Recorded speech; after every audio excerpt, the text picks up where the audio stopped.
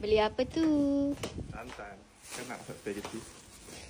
Tadi awak kata nak masak spaghetti. Siap ada ketumbar lagi dengan kunyit. Santan lagi.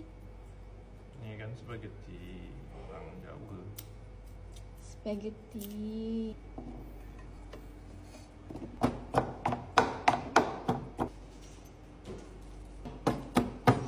Isteri bantu suami tumbuk-tumbuk. Sweet tak?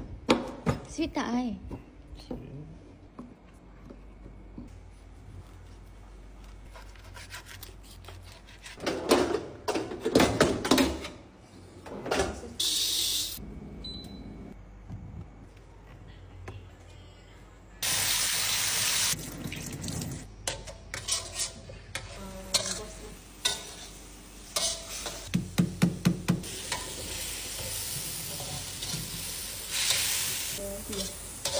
Kenapa tu?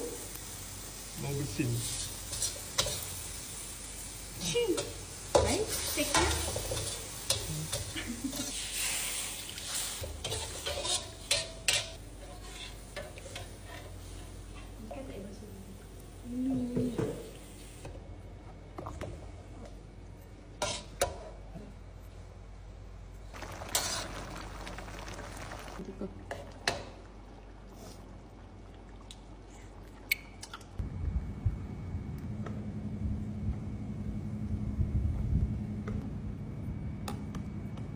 Yang nak bahagian mana?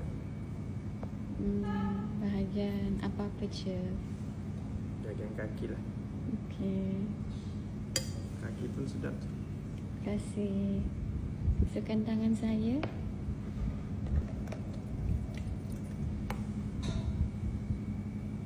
Korang jangan lupa dapatkan dia punya Magnum. Sekarang ni jarang-jarang ada stok, tapi kalau ada stok korang grab je.